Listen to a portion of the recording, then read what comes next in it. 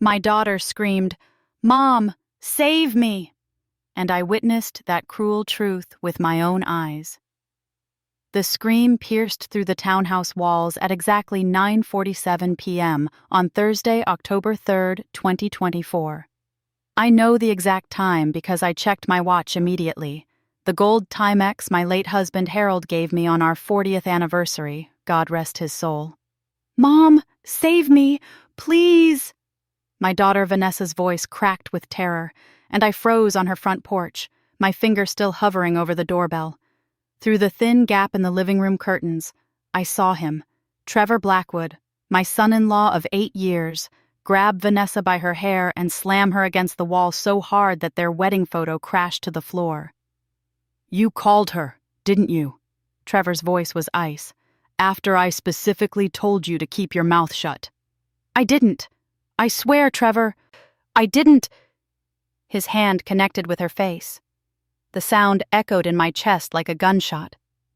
I stood there, my 72-year-old heart hammering against my ribs, my hands shaking so badly I nearly dropped my purse. This was my baby girl. My Vanessa, who used to pick dandelions in our backyard and make me crowns when she was 5. My daughter, who graduated summa cum laude from Northwestern, who became a pediatric nurse because she wanted to help children, who married this monster thinking he was her prince. Through the window, I watched Trevor lean down close to her face, his expression twisted with something that made my blood run cold. "Remember what I told you, Nessa.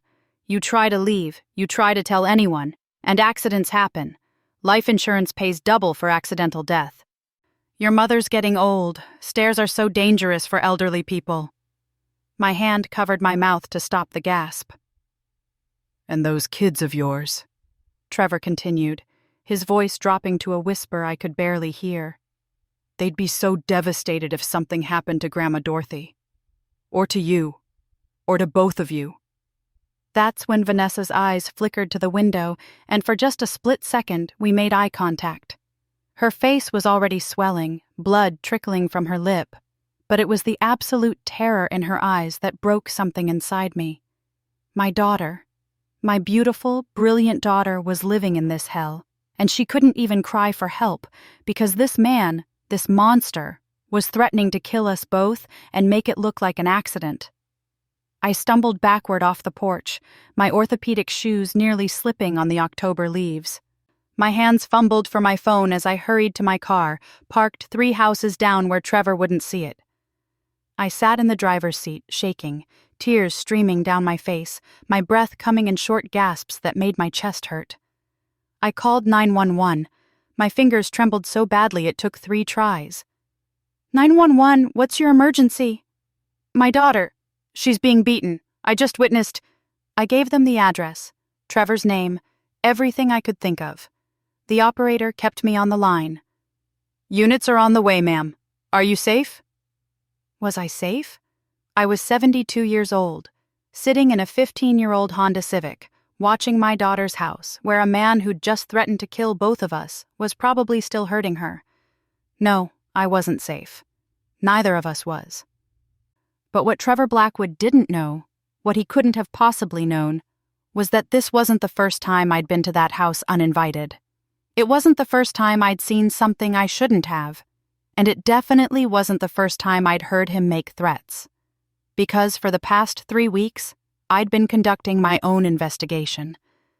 The police arrived in 8 minutes.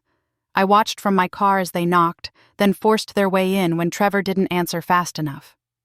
I watched them bring Vanessa out, her face swollen, her arm cradled against her chest. I watched them put Trevor in handcuffs.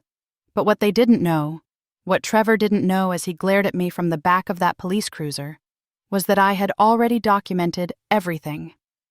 The hidden camera I'd planted in Vanessa's kitchen 2 weeks ago had captured hours of footage. The audio recorder in her bedroom had picked up his threats. The photographs I'd taken of her bruises during my surprise visits. The insurance documents I'd photographed when I accidentally wandered into Trevor's home office looking for the bathroom. What they didn't know was that I had already contacted a lawyer, that I had already compiled evidence, that I had already discovered Trevor wasn't just an abusive husband, He was part of something much bigger, much more sinister. What they didn't know was that this 72-year-old woman, this supposedly fragile elderly mother, had spent the last 3 weeks becoming a detective, an investigator, and a warrior. Because nobody, and I mean nobody, threatens my daughter and gets away with it. But I'm getting ahead of myself. Let me take you back to where this really started. I'd always believed in the power of mother's intuition. Call it whatever you want, gut feeling, sixth sense, divine intervention, but I knew something was wrong with Vanessa long before I had any proof. It started with the phone calls, or rather, the lack of them. My daughter and I used to talk every Sunday morning like clockwork. We'd been doing it for years, ever since she moved out of my house in Evanston and into that downtown Chicago condo with Trevor back in 2016. Harold was still alive then, and we'd put Vanessa and Trevor on speakerphone while we had our morning coffee, catching up on their week, our week, making plans for holidays. After Harold passed 3 years ago, heart attack, sudden, he went peacefully. Thank the Lord, those Sunday calls became even more important to me. They were my lifeline, my connection to the daughter who'd been my whole world for so many years. Then, sometime around June, the calls started getting shorter. 10 minutes instead of an hour. Vanessa would sound distracted, rushed. Sorry, Mom, Trevor and I have plans. Can't talk long today, we're heading out. Let me call you back later, okay? She never called back. By August, she'd stopped answering altogether. I'd call and get voicemail. I'd text and get one-word responses hours later. Busy? Fine. Later. That Thursday morning, August 15th, I was doing my usual walk through Lincoln Park. I've been walking that same route for 40 years, down Fullerton, through the park, past the pond, back up Clark Street. 3 miles, every morning at 6:30 a.m., rain or shine. Harold used to walk it with me before his knees got bad. I'd made friends with the other regulars. There was Ruth Martinez, 75, who'd been a social worker before she retired. Barbara Chen, 68, former family court judge. Margaret O'Sullivan, 70, whose daughter had gone through a nasty divorce 5 years back.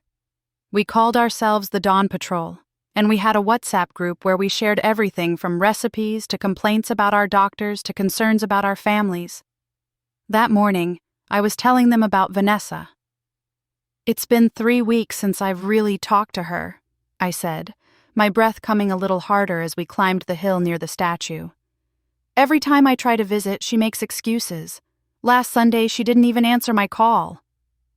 Ruth's face darkened.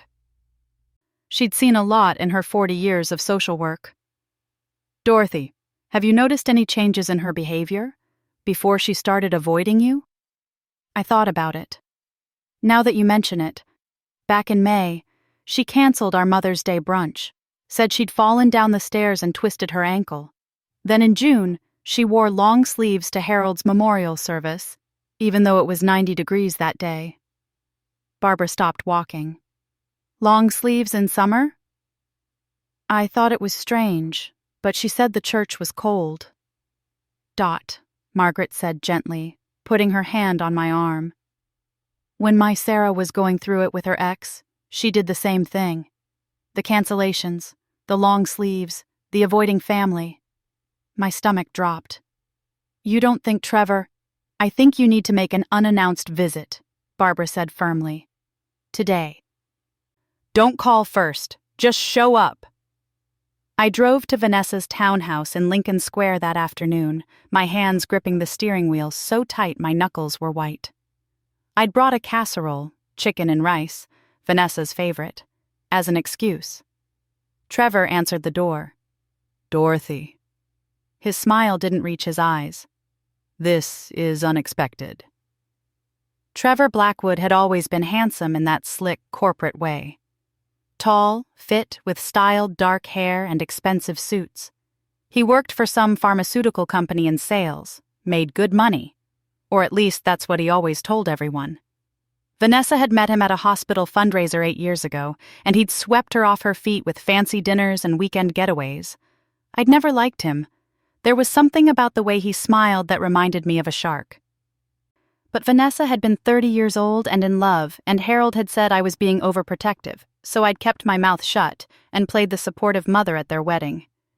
Now, standing in his doorway with my casserole dish, I regretted every moment I'd stayed silent.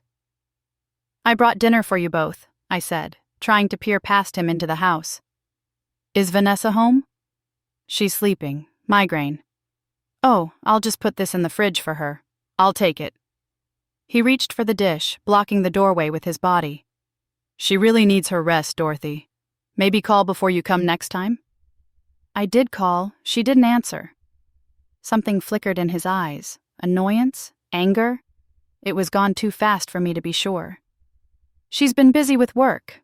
You know how it is." "Actually, I called the hospital yesterday. They said Vanessa took a leave of absence 2 weeks ago." The silence that followed was heavy enough to suffocate. Trevor's jaw tightened. "Family emergency. She needed some time." "What emergency? I'm her family. Why didn't anyone tell me?" "Mom?" Vanessa's voice came from somewhere inside the house, weak and strained. "Is that you?" Trevor's expression hardened. "Really, Dorothy, this isn't a good time. I'd like to see my daughter, Trevor." I used my best mom voice, the one that had gotten Vanessa to confess to sneaking out when she was 16. "Now." Maybe it was the steel in my voice, or maybe he realized I wasn't leaving, but Trevor finally stepped aside. 5 minutes. I found Vanessa in the living room, curled up on the couch in sweatpants and a long-sleeved shirt despite the August heat. The room was dark, curtains drawn. She looked small, fragile, nothing like the vibrant woman who'd blown out candles at her birthday party just 3 months ago. "Hey, Mom." She tried to smile, but I could see the effort it took. I sat beside her, and that's when I saw it. The edge of a bruise peeking out from under her collar. Purple and yellow, the colors of healing. "Vanessa." My voice came out as a whisper. "Baby, what happened to your neck?" Her hand flew up to cover it. "I told you, I fell—" "Don't." I caught her hand, gently pulled it away. The bruise extended down her collarbone. "Please don't lie to me." Tears filled her eyes. She glanced toward the doorway where Trevor was undoubtedly listening, then back at me.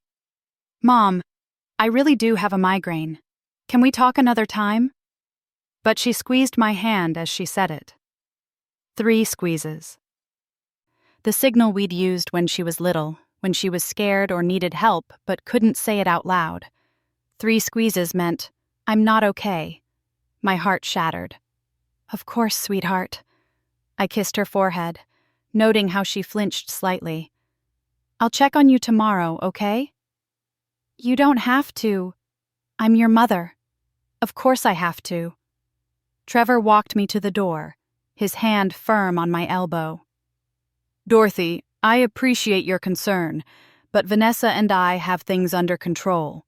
She's just stressed from work. You know how hard she pushes herself." I looked up at him. He was a good 6 inches taller than my 5'3" frame, and saw the warning in his eyes. "She's my daughter," I said quietly. "I'll always check on her." "Of course." His smile was pure menace. "But maybe give her some space? She mentioned you've been calling a lot lately. She doesn't want to hurt your feelings, but, well, you know how it is when mother-in-laws get too involved." Mother-in-law. He said it like a curse word. I drove home in a daze, my mind reeling. That bruise, those tears, that squeeze. My daughter was in trouble. That evening, I called an emergency meeting of the Dawn Patrol. We met at Ruth's apartment in Rogers Park, around her kitchen table with tea and shortbread cookies that none of us touched. "I need to know what I'm dealing with," I told them. "I need to understand what's happening to her." Ruth pulled out a folder. She'd clearly been preparing for this conversation. Domestic violence follows patterns. It typically escalates over time. The abuser isolates the victim from family and friends. They control finances, communication, movement. They use threats, intimidation, and violence to maintain control. "Trevor makes good money," I said. Vanessa's a nurse. She has her own income. Why would she stay? It's never about money, Dot. Barbara's voice was gentle but firm. I saw hundreds of cases in family court. Smart women, educated women, wealthy women. Abuse doesn't discriminate. By the time they realize what's happening, the abuser has already undermined their confidence, isolated them from support systems, and made them believe they can't leave. Margaret nodded. When Sarah finally told me what was happening, she'd lost 20 pounds, quit her job, stopped seeing all her friends. I almost didn't recognize my own daughter, and when I confronted her about it, she defended him, made excuses, said I was overreacting. So what do I do? My voice cracked. How do I help her? You document everything, Barbara said. Dates, times, injuries, conversations. You photograph evidence. You gather information about his finances, his behavior, his threats. Because when she decides to leave, she'll need proof, especially if there are any custody issues or if he's been threatening her. But she doesn't have children. He might be threatening you, Ruth interrupted. Or threatening to hurt her if she tells anyone. Or threatening to kill himself. Abusers use whatever leverage they have. I thought about Trevor's hand on my elbow, the warning in his eyes. He basically told me to stay away from her today. Which means you need to be very, very careful, Barbara warned. But you also need to be persistent. Let Vanessa know you're there, that you love her, that you'll help her whenever she's ready. And in the meantime, gather everything you can. That night, lying in bed in the house Harold and I had bought 45 years ago, I made a decision. I was 72 years old. I'd raised a daughter mostly on my own while Harold worked 60-hour weeks building his carpentry business. I'd nursed him through his final illness. I'd survived loss, grief, and the 1,000 small heartbreaks of being human. I wasn't about to lose my daughter to a monster.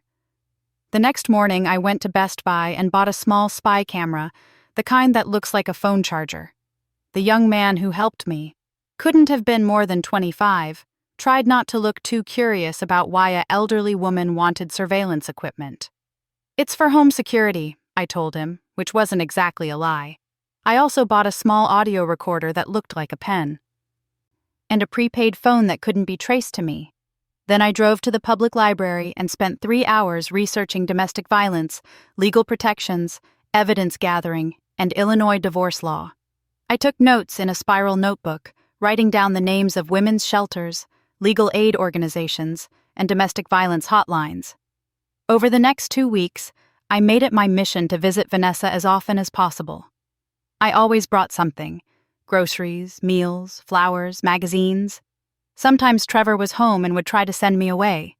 Sometimes Vanessa was alone, but too scared to talk openly because she didn't know if he had cameras or recording devices.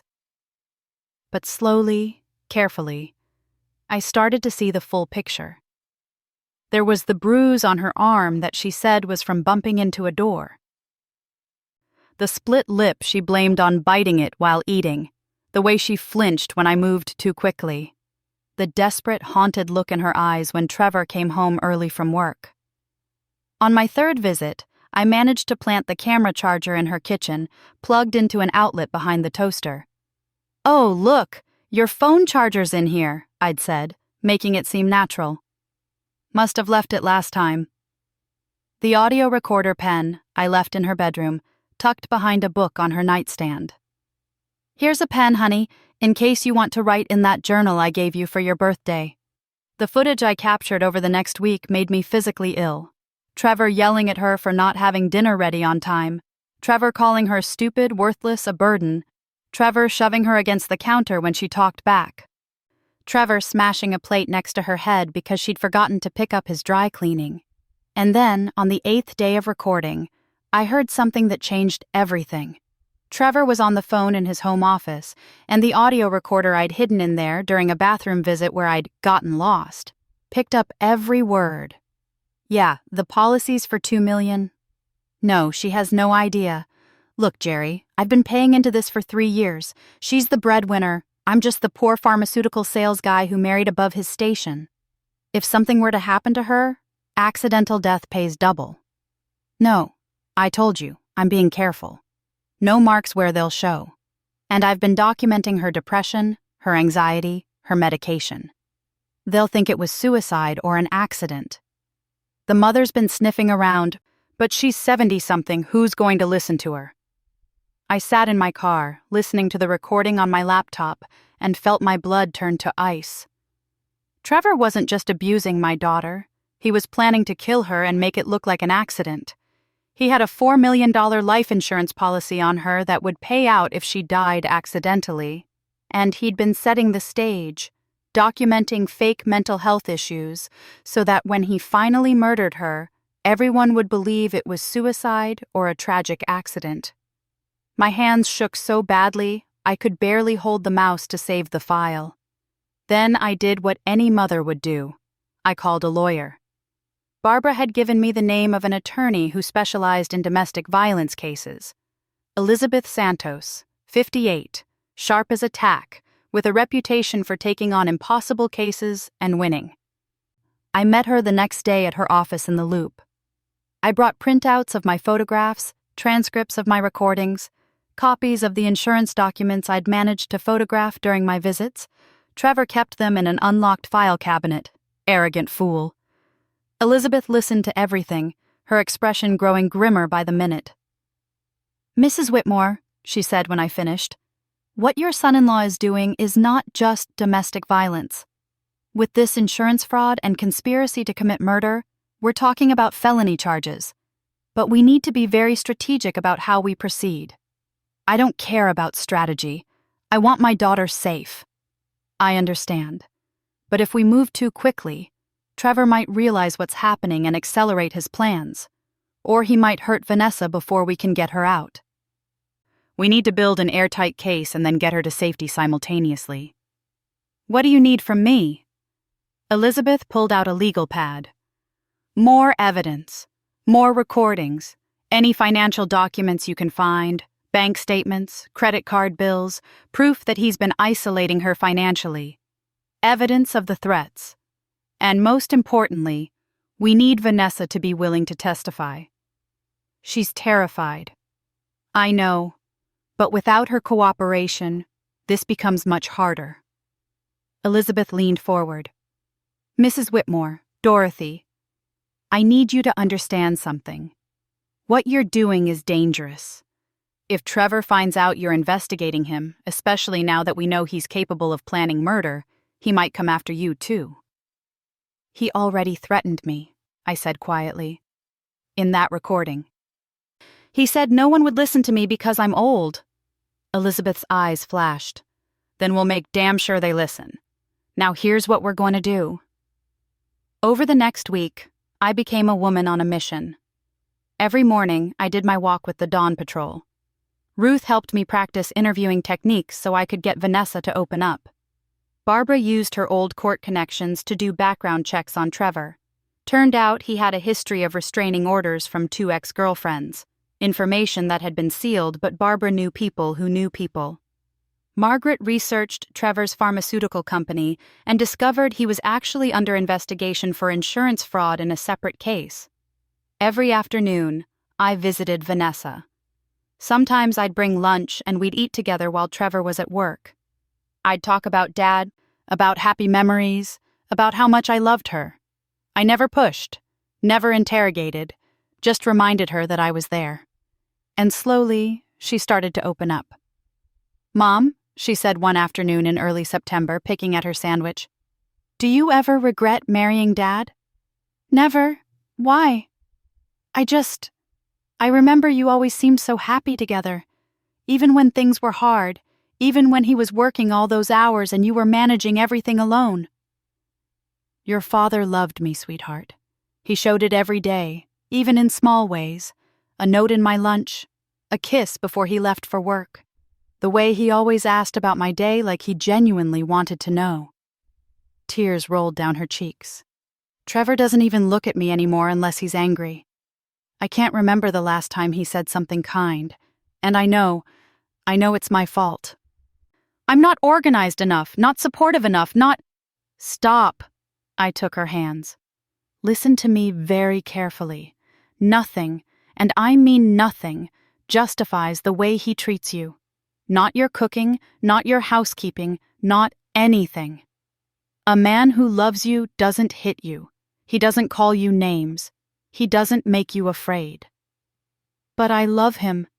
No, baby. You love who you thought he was. That man doesn't exist anymore. Maybe he never did. She sobbed then, really sobbed, and I held her like I used to when she was little and had nightmares. And while I held her, I thought about that insurance policy and those recordings and the life insurance investigator Elizabeth had contacted who specialized in fraud cases.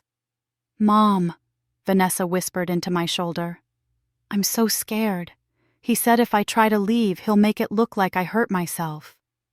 He said no one would believe me because I've been so isolated, because I quit my job, because I don't see my friends anymore. He said you're old and forgetful and people would think you were just a confused elderly woman if you tried to speak up for me." There it was, the threats. All recorded because I was wearing the pen recorder clipped to my shirt. "Sweetheart, I need to tell you something." I pulled back so I could look at her face. "I've been documenting everything. The bruises, the threats, his calls about the insurance policy. I have evidence, and I have a lawyer, and we are going to get you out of this safely." Her eyes went wide. "Mom, no, if he finds out—" "He's not going to find out. Not until we have everything we need and you're somewhere safe. But Vanessa, I need you to trust me. Can you do that?" She looked at me for a long moment. This daughter I'd raised to be strong and independent and fearless. This brilliant woman who'd somehow ended up trapped in a nightmare. "Okay," she finally whispered. "Okay." That's when we started planning in earnest. Elizabeth drafted paperwork for an emergency protective order. I found a women's shelter that had an opening. We coordinated with a police detective who specialized in domestic violence cases. We planned for every contingency. But Trevor was getting suspicious. He started coming home during lunch unannounced. He put a tracker on Vanessa's phone. He installed cameras in the house, which actually worked in our favor because they captured him being violent. And then, on September 28th, Trevor made a mistake. He called his accomplice, the mysterious Jerry from the insurance fraud call, on speakerphone while driving home with Vanessa in the car. My hidden audio recorder in her purse captured everything. "The policy is solid. No, I'm telling you, it's perfect. Nobody suspects anything. Give it 2 more weeks, then we'll stage the accident. Makes it look like she fell down the stairs. The cops won't investigate too hard, not with her documented depression." Vanessa heard every word, and for the first time, she fully understood that her husband wasn't just abusive. He was actively planning to murder her. She called me that night from a burner phone I'd given her. "Mom, I heard him. He's going to kill me. Not if we move first. Tomorrow, you're coming with me." But we didn't have until tomorrow, because the next evening, October 3rd, 2024, at 9:47 p.m., Trevor came home drunk and angry because his accomplice had gotten cold feet. And when Vanessa tried to calm him down, he snapped. That's when I showed up on the porch. That's when I heard my daughter scream for help. That's when I witnessed the full horror of what had been happening to her for months, maybe years, and that's when everything finally came to a head. The police arrested Trevor that night on domestic violence charges, but that was just the beginning. Over the next week, Elizabeth and I presented all our evidence to the district attorney. The recordings of Trevor's insurance fraud conspiracy, the photographs of Vanessa's injuries, the financial records showing how he'd been systematically isolating her and controlling her money, the background checks revealing his history of violence, the testimony from his own security cameras showing him attacking her. The DA's office charged Trevor with attempted murder, insurance fraud, conspiracy to commit murder, and multiple counts of domestic battery. His accomplice, Jerry Russo, who turned out to be an insurance adjuster Trevor had been working with to stage accidents for other policies, was also arrested. It turned out Trevor and Jerry had run this scheme twice before with other women. They'd isolate vulnerable women, take out large life insurance policies, and then stage accidents. They'd made over $5 million in the last 6 years. But they made one critical mistake. They underestimated a 72-year-old mother who refused to let her daughter become another statistic. The trial was in January 2025. I sat in that courtroom every single day, holding Vanessa's hand, watching as the evidence I'd gathered was presented piece by piece. The jury took less than 4 hours to find Trevor guilty on all counts. 45 years in prison, no possibility of parole for 30 years. As they led him away in shackles, Trevor looked at me with pure hatred. "You're just a bitter old woman," he spat. "No one was ever going to believe you." I stood up, all 5 feet 3 inches of me, and looked him straight in the eye. They believed the evidence. They believed my daughter. And most importantly, they believed that a mother will do whatever it takes to protect her child, even if everyone thinks she's just a confused, elderly woman. The judge actually smiled. It's been 10 months now since that night on the porch. Vanessa is living with me in the house where she grew up, slowly healing. She's started therapy, she's reconnected with her friends, she's talking about going back to nursing, maybe working with domestic violence survivors. We take walks together every morning now, the two of us joining the Dawn Patrol. Ruth, Barbara, Margaret, and I have expanded our WhatsApp group to include other women we've met who've dealt with family crises. We call ourselves the Silver Warriors now, and we've helped 3 other elderly women navigate situations with abusive family members. My life didn't turn out the way I expected. I thought I'd spend my retirement traveling with Harold, watching Vanessa have babies, spoiling grandchildren. Instead, I'm 72 years old, living with my adult daughter who's recovering from trauma, and apparently I've become some kind of elderly activist. But you know what? I'm proud of what I did. I'm proud that I trusted my intuition. I'm proud that I didn't let anyone dismiss me as just a confused old woman. I'm proud that I learned how to use technology and gather evidence and stand up in court and fight for justice. Most of all, I'm proud that my daughter is alive. People ask me sometimes if I was scared. Of course I was scared. I was terrified every single day. Terrified that Trevor would find the cameras. Terrified that he'd hurt Vanessa before we could get her out. Terrified that no one would believe me. That my age would make me invisible. That my daughter would become just another headline about domestic violence. But being scared doesn't mean doing nothing. Being scared means you understand the stakes, and when the stakes are your child's life, you find strength you didn't know you had. Last week, Vanessa and I were making dinner, her famous chicken piccata, when she suddenly stopped and looked at me. "Mom, I never thanked you properly. You saved my life. Literally. You're my daughter. That's what mothers do." "No." She shook her head. Most people would have believed Trevor's excuses. Most people would have thought I was just stressed or that I was exaggerating. Most people would have said it was none of their business. But you didn't. You fought for me even when I couldn't fight for myself. We both cried then, standing in my old kitchen with the linoleum Harold installed 30 years ago and the curtains I made when Vanessa was in high school. We cried for the time we lost, for the pain she endured, for the future she almost didn't have. But we also cried with relief, because she's here, she's safe, she's healing. And Trevor Blackwood is never getting out of prison. Sometimes late at night I think about all the women who aren't as lucky as Vanessa. The ones whose families don't notice the warning signs. The ones whose mothers are too far away or too sick or have already passed. The ones who don't have a Dawn Patrol to strategize with, or a lawyer like Elizabeth, or evidence gathered by a stubborn elderly woman with spy equipment from Best Buy. I think about how close we came to losing her. If I'd waited one more week, if I hadn't trusted my intuition that something was wrong, if I'd believed Trevor's excuses about migraines and clumsiness and work stress, my daughter would be dead. So now I speak at domestic violence awareness events. I teach workshops at senior centers about recognizing abuse in your adult children's relationships. I've helped other elderly parents navigate the system, gather evidence, protect their children, Because the thing about being old is that people underestimate you.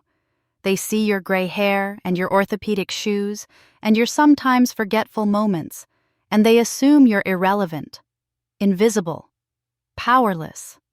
They're wrong. We elderly people have something young people don't: a lifetime of experience. We've seen patterns. We've learned to trust our instincts. We know what real love looks like because we've lived it. And we know what cruelty looks like because we've survived it. When I was young, I would have been intimidated by Trevor's height, his confidence, his expensive suits and corporate job. I would have worried about seeming paranoid or overprotective. I would have second-guessed myself. But at 72, I don't have time for that nonsense anymore. I trust my gut. I say what I mean. And I don't care if people think I'm a pushy old woman, because pushy old women get things done. We're having Sunday dinner tonight. Vanessa, me, the Dawn Patrol, and Elizabeth the lawyer, who's become a good friend. We're making Harold's favorite pot roast, and we're going to laugh and tell stories and celebrate the fact that we're all still here. Because that's what matters in the end, not the money or the status or the picture-perfect family. What matters is protecting the people you love. What matters is standing up when everyone else looks away. What matters is refusing to be invisible. Trevor thought he was so clever. He thought he'd planned the perfect crime. He thought no one would believe a 72-year-old woman with a flip phone and orthopedic shoes. He was wrong. And now my daughter is safe, and I can sleep at night knowing I did everything a mother should do. Would you have done the same? Would you have trusted your intuition even when you had no proof? Would you have bought spy equipment at 72 and learned how to use it? Would you have stood up to a man who threatened you, who tried to dismiss you as irrelevant because of your age? Or would you have believed the excuses? Would you have told yourself it was none of your business? Would you have let your adult child make her own choices, even if those choices were killing her? I think about this sometimes, about how many elderly parents see warning signs and talk themselves out of acting. How many times people think, "But I'm too old to get involved," or "Who would listen to me anyway?" Here's what I learned. Your age doesn't make you powerless. Your experience makes you wise. Your intuition is real. And your love for your children doesn't expire just because they're adults. Sometimes I wonder if younger people understand what it's like to be treated as invisible in your own family, to have your concerns dismissed because you're old-fashioned or overreacting, to be patted on the head and sent home like your opinions don't matter anymore. But I also wonder if they understand that we elderly people have been young.